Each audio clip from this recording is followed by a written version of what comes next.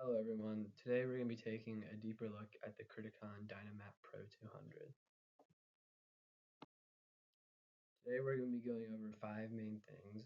First of it being why I chose this device and why it interests me, the role of a BMAT with this device, why was this device created, one major function of this device, and any safety issues that apply to this device. So firstly, why did I choose this device and what interested about me? So for the midterm presentation, I decided to do the cardiac trigger monitor 3000, and from like a far away view, these two devices look pretty similar. They were both just essentially screens on top of the metal pole with wheels at the bottom. So from that perspective, it did look pretty similar to the device that I've previously worked with, which is what made me walk up to it and start playing with it. And once I started to use this device a little bit, I realized that it is pretty simple to use. Um, on my first experience, I was able to actually do like what I was what I was trying to do, which is kind of surprising when you think about it, because it is like a complicated piece of equipment. And thirdly, the single feature that I wanted to take a look at, which was blood pressure, was present with this device, which uh, really made me want to choose this device as my presentation. So the next thing I want to discuss is the role of a BMET in relation to this device.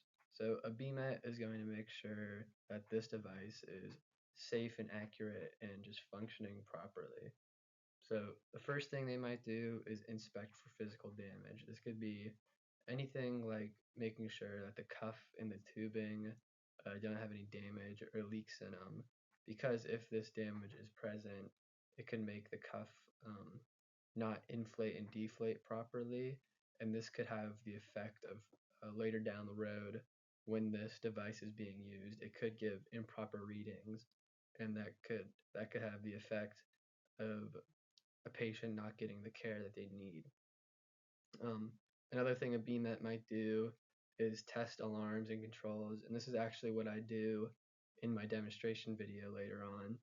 What they'll do is they'll use equipment like the Sim, I believe it was called the SimCube that I used in my video, but they'll use equipment that is going to simulate a patient, and they'll hook it up to the device, and they can from there test to see that um, for example, the blood pressure. If the blood pressure reaches a certain threshold, the alarm should go off, and the BMET can use that equipment to see that once that threshold is reached, if the alarm does or does not go off, and from there they can make repairs as they go. Another thing it can do is preventative maintenance and troubleshooting. So um, this is just any maintenance that is going to make sure that the device doesn't fail in the future. And also troubleshooting is, for example, if they get a call saying that this device is malfunctioning or not working properly, instead of replacing the entire device, they can go and check every component individually and troubleshoot every component as they go to see where the problem is, so that they know that they only need to replace this one part rather than the entire machine. So why was this device created and how does it work? So the Dynamap Pro 200 was created to allow healthcare professionals to measure vitals efficiently and accurately. So without this device, healthcare professionals will have to manually measure blood pressure, for example, using a cuff, a pressure gauge, and a stethoscope. And while these practices are still important and still used to this day, they're much more susceptible to being inaccurate, and they will take much longer than if you were to use the machine. And that's what the main goal of the Dynamap Pro 200 is just to quickly and efficiently assess patients so they can get the care that they need. So we're gonna take a look at what it does or how it works specifically. So the patient will put their arm into the cuff, and the cuff will inflate around the patient's arm, and this will press down on the arteries within the patient's arm to build pressure. And when the cuff is deflated, that change in pressure is going to be detected by the cuff, and the circuits inside the device are going to convert that pressure into electrical signals, and the signals that are calculated are going to be, or the signals are going to be passed to the device computer and calculates them into systolic and diastolic pressure, and that is going to appear on the monitor of the device so that a healthcare professional can take that data and use it to help the patient. So here is a picture of the Dynamap Pro 200 so that we can see, so that we can visualize this process working. So the patient is going to put their arm here inside the pressure cuff, and when you click the run button here, pressure is going to, or this cuff is going to start to inflate, and as it inflates, the pressure is going to be applied to the patient's arm, and it is going to be sensed and run up through this wire into the device, where that pressure is going to be turned into electrical signals, like I said, by the circuits, and is going to be calculated, and those values will be displayed here on the monitor so that the healthcare worker can use that information. So here I'm going to show you the alarm function and what a BMET might do to test the alarms and make sure that they are working properly.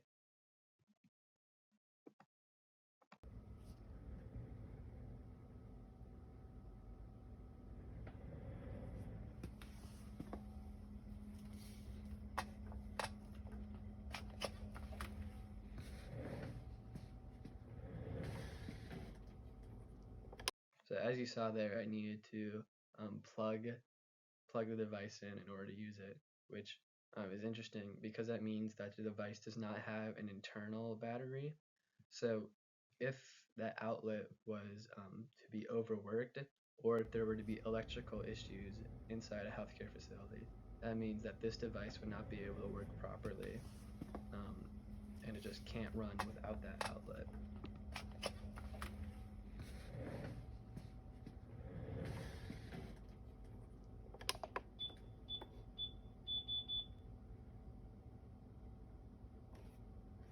So I believe earlier in my presentation I said that one of the main appeals to this device was that it was easy to use, and this was mainly what I was referring to here, is this knob that you use to turn and select things on the screen.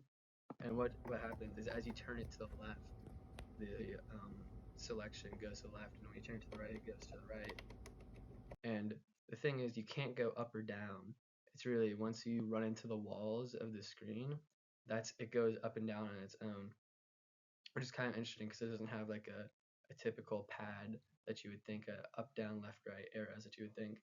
And the way that you, like the OK button, so to speak, the way that you would select things is actually by pressing the entire knob down. That is actually how you select things.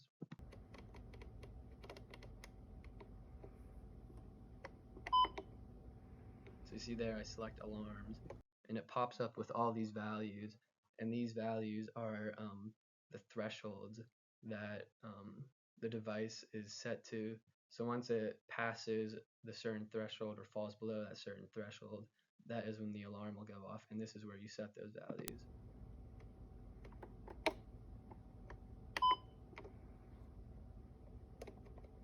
I click volume here, and it shows you the different values of volume, and you can manipulate that by using the knob.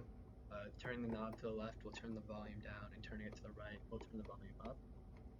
And you can test it. You can hear the alarm going off. That is the test option to see just how loud it is on its own.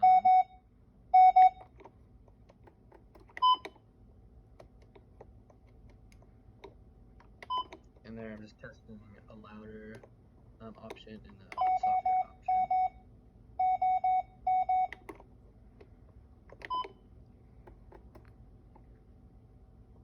So I'm showing you the values that I have for the threshold, and I'm going to come over here, and this is, I believe it was called the SimCube I talked about earlier. This, I'm going to set it to the high option, and when I turn it on, it is going to simulate a patient that has high blood pressure. And when I click the run button here, it is going to start to run this.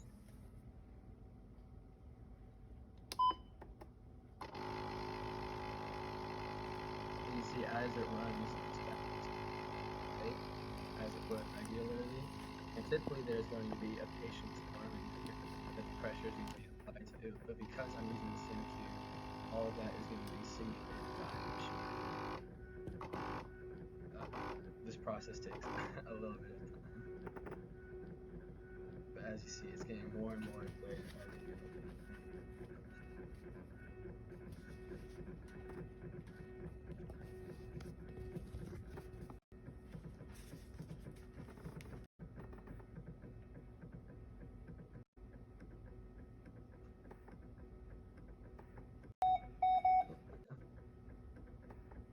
And once the SimCube is done running, you hear the alarm is going to start to go off, and that's because um,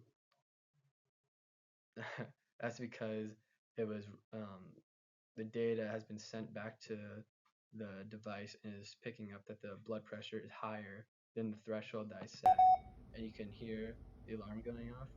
Something you can do is you can click the silence button, and that is obviously going to make the alarm silent. And when I go to turn that back off, the alarm is going to come back.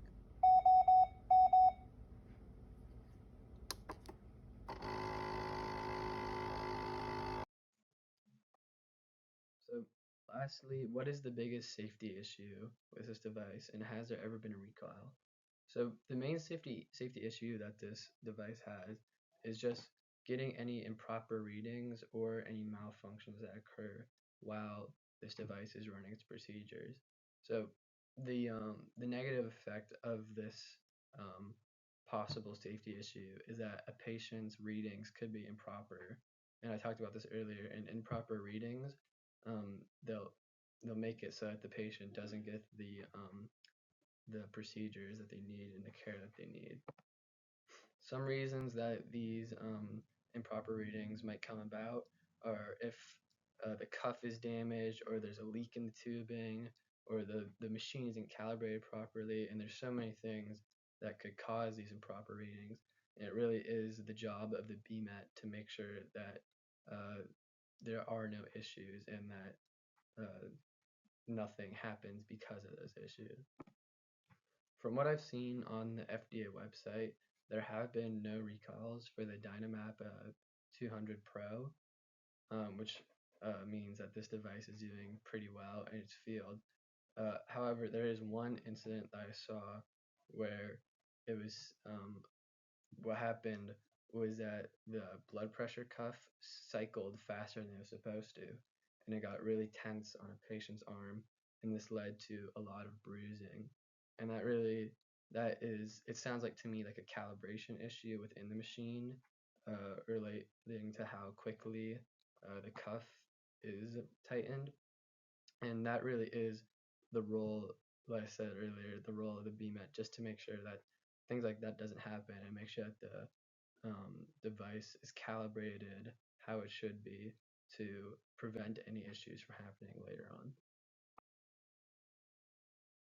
To conclude my presentation on the Criticon Dynamap Pro 200, this device is a really good example of a medical device because it incorporates a variety of engineering systems like pneumatic systems that inflate and deflate the pressure cuff, pressure sensors that detect changes in the patient's blood pressure, temperature sensors that measure temperature.